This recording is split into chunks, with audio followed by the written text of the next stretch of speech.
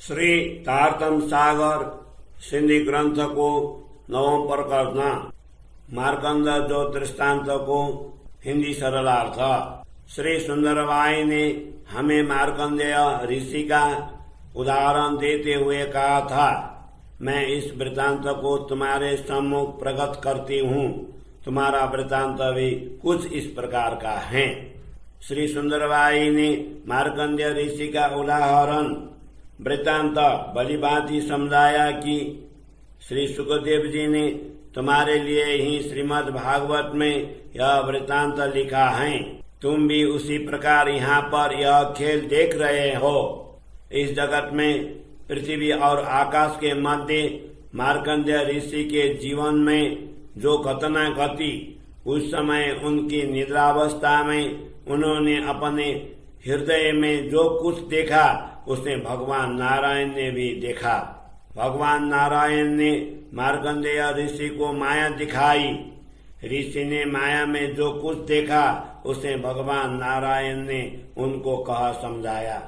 हे दामदनी, हम ब्रह्मात्माएं भी आपके सम्मुख आगे बैठी हैं। आपने ही हम पर नींद का आवरण डाला है। हम इस नींद में जो कुछ देख रहे हैं, क्या आपको उसकी जानकारी नहीं है?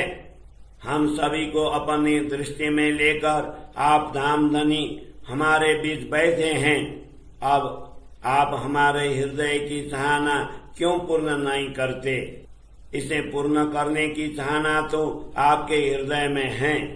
हमारे हृदय की बातों भावना को क्या आपने नहीं देखा है?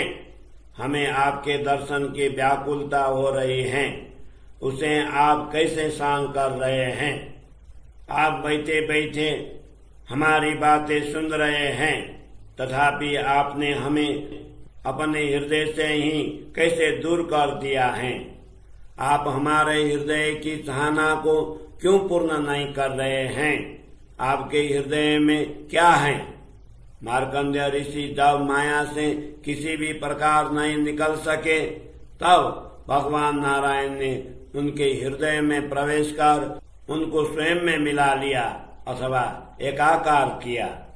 हम जो खेल देख रहे हैं, उसके दुखों को देखकर रसूल के हाथ अपना संदेश भेजा। अपने संदेश में आपने अनेकों लाखों प्रकार के गुप्त रहस्य तथा संकेत लिखकर भिजवाए हैं। यह संपूर्ण वृतांत आपने इसीलिए भेजा कि ब्रह्म आत्माएं कदाचित उन्हें देखकर समझ जाए। तत्पश्चात आपने ब्रह्मात्माओं की शिरोमणि श्री श्यामा जी को सद्गुरु श्री देवचंद्र जी के रूप में भेजा। उन्होंने तारतम ज्ञान रूपी कुंजी लाकर अखंड परम धाम के द्वार खोल दिए। उन्होंने आपके संदेश विभिन्न धर्म ग्रंथों के सभी गुप्त रहस्यों तथा संकेतों को स्पष्ट किया। इस प्रकार श्री सुंदरबाई ने हमें विभिन्न प्रकार से पहचान करवाई।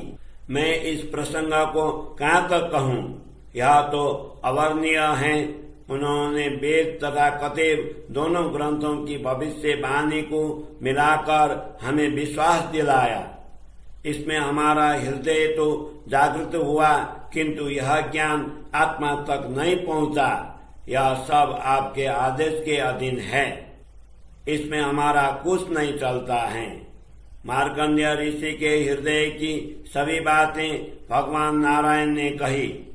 उन्होंने जब मार्कंडेय को अपने स्वरूप का स्मरण करवाया, तब क्षण मात्र में ही उनकी नींद उड़ गई। भगवान नारायण के द्वारा अपने स्वरूप का स्मरण करवाने पर उनके वचनों पर विचार करते ही मार्कंडेय की नींद उड़ गई। किंतु परम धाम के द्वार खोल दिए जाने पर भी हमें तो किसी भी प्रकार की शुद्धि नहीं है। यद्यपि आपने हमें सब प्रकार की शुद्धि दी है, तथापि मैं आपके देखते देखते तड़प रही हूँ। हे प्रियतम धनी, आप अब भी क्यों याद नहीं आते हैं? आपने मेरे हृदय को क्यों कठोर बना दिया है? हे मेरे धाम के धनी, आप जैसे कहेंगे मैं वैसे ही करूंगी। हमें इस खेल में क्यों उलझा रखा है।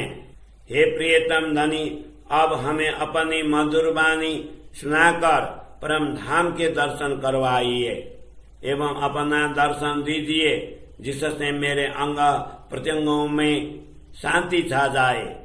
आप मेरे धनी हैं, इसलिए मैं अन्य किससे कहूँ। यह सब सुनकर भी आप ऐसा क्यों कर रहे हैं, मुझसे बार बार क्यों कहलवा रहे हैं। सुंदरबाई ने जो बातें कही हैं, मेरे हृदय ने भी उनकी साक्षी दी हैं। हे धनी, आपको हमारे हृदय की सभी बातों की जानकारी है। यह सब देखकर भी आप क्यों मौन रहे हो? यह सब देखकर भी आप क्यों मौन हो रहे हैं? हमें परम धाम का संबंध बताकर आप हमारा वियोग कैसे सहन कर रहे हैं? हम परम धाम को भी भूल गई और आपके चरणों को भी भूल गई, किंतु आपने अपना संबंध क्यों भुला दिया है? आप कैसे भूल गए हैं? हमारे हृदय का परम धाम से जो संबंध है, उसे हमसे क्यों दूर किया अथवा क्यों उतारा दिया? पुकार करने पर भी आप हमारी ओर नहीं देख रहे हैं। हमारे बीच ऐसा अंतर क्यों रखा है? ये बातें अब कहाँ चली गई जो आपने परमधाम मूल मिलावा में की थी?